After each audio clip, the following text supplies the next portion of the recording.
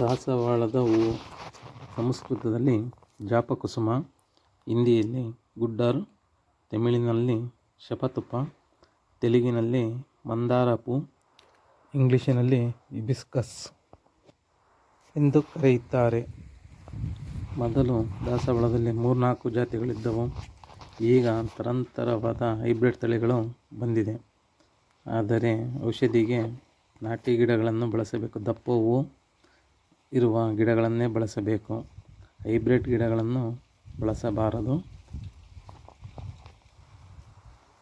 ಸಾಮಾನ್ಯವಾಗಿ ಕೆಂಪು ಮತ್ತು ಬಿಳಿ ದಾಸವಾಳಗಳು ಎಲ್ಲರಿಗೂ ಪರಿಚಯವಿರುವ ಹೂಗಳು. ಬಿಳಿ ದಾಸವಾಳವು ಶ್ರೇಷ್ಠವೆಂದು ಪರಿಗಣಿಸಲಾಗಿದೆ.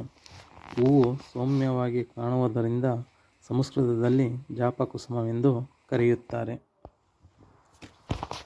ಕೇಶವೃದ್ಧಿ, ಬಿಳಿ ಕೂದಲು ನಿವಾರಣೆಗೆ, ಕೂದಲು ಉದ್ದವಾಗಿ ಬೆಳೆಯಲು ಮತ್ತು ಕೂದಲುಗಳು ಕಪ್ಪಗಾಗಲು ದಾಸವಾಳದ ಎಲೆಗಳನ್ನು 500 ಗ್ರಾಂ, ದಾಸವಾಳದ ಹೂವು 500 ಗ್ರಾಂ ಇವೆರಡನ್ನೂ ನುಣ್ಣಗೆ ಅರೆದು ರಸ ಮಾಡಿಕೊಳ್ಳಬೇಕು.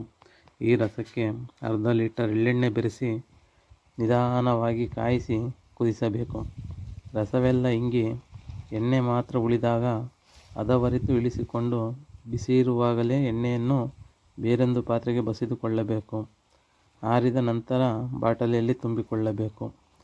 ಸದರಿ ತೈಲವನ್ನು ಸ್ನಾನದ ನಂತರ ಇಲ್ಲವ ತಲೆ ಬಾಚಿಕೊಳ್ಳುವಾಗ ಕೂದಲಿನ ಬುಡಕ್ಕೆ ತಗಲುವಂತೆ ಬೆರಳಾಡಿಸಿ ಹಚ್ಚಿಕೊಳ್ಳಬೇಕು. ಬೇರೆ ಯಾವುದೇ ಕೇಶ ತೈಲಗಳಿಗಿಂತ ಈ ತೈಲವು ಶ್ರೇಷ್ಠವಾದದ್ದು.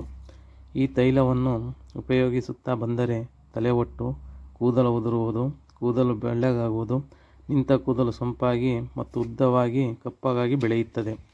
ಶಿರಾರೋಗಗಳು ಸಹ ನಿವಾರಣೆಯಾಗುತ್ತದೆ. ಈ ತೈಲವನ್ನು ಬಳಸುವುದರಿಂದ ಕಣ್ಣು ಉರಿ, ತಲೆನೋವು ಬರುವುದಿಲ್ಲ. ಸಾಮಾನ್ಯವಾಗಿ ಲ್ಯಾಪ್ಟಾಪ್, ಮೊಬೈಲ್ ಜಾಸ್ತಿ ಬಳಸುವವರು ಕಣ್ಣು ಉರಿ ಎನ್ನುತ್ತಾರೆ. ಈ ತೈಲದಿಂದ ಅದು ನಿವಾರಣೆಯಾಗುತ್ತದೆ. ಎಣ್ಣೆ ಬಸಿದ ನಂತರ ಉಳಿಯುವ ಗಸಿಯನ್ನು ಬಿಸಾಡಬಾರದು. ಅದನ್ನು ಸ್ನಾನಕ್ಕಿಂತ ಅರ್ಧ ಗಂಟೆ ಅಥವಾ 1 ಗಂಟೆ ಮುಂಚೆ ತಲೆಗೆ ಚೆನ್ನಾಗಿ ತಿಕ್ಕಿಕೊಳ್ಳಬೇಕು. ಇದರಿಂದ ಮೇಲಿನ ಕೇಶವೃದ್ಧಿ, ಬಿಳಿ ಕೂದಲು ಅವೆಲ್ಲ ನಿವಾರಣೆಯಾಗುತ್ತದೆ.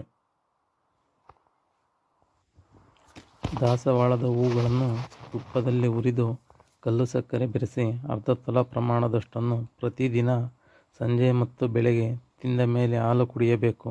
ಇದರಿಂದ ಶ್ವೇತಪ್ರದರ, ರಕ್ತಪ್ರದರ, ಯೋನಿ ದೋಷ, ಗರ್ಭಾಶಯದ ದೋಷ ಇತ್ಯಾದಿಗಳು ನಿವಾರಣೆಯಾಗುತ್ತವೆ. ಆರೋಗ್ಯವು ವೃದ್ಧಿಯಾಗುತ್ತದೆ. ಇದು ಮಹಿಳೆಯರಿಗೆ ತುಂಬ ಅನುಕೂಲಕರವಾದ ಹೂವಾಗಿರುತ್ತದೆ. ಮುಂದಿನ ವಿಡಿಯೋದಲ್ಲಿ ತೈಲ ಪಾಕ ಮಾಡುವುದನ್ನು ತೋರಿಸಿಕೊಡುತ್ತೇನೆ ಹಾಗೂ ದಾಸವಾಳದ ಹೆಚ್ಚಿನ ಮಾಹಿತಿಯನ್ನು ತಿಳಿಸಿಕೊಡುತ್ತೇನೆ. ಅದನ್ನು ನೋಡಲು ನನ್ನ ಚಾನಲನ್ನು ಲೈಕ್ ಮಾಡಿ, ಸಬ್ಸ್ಕ್ರೈಬ್ ಮಾಡಿ. ಧನ್ಯವಾದಗಳು.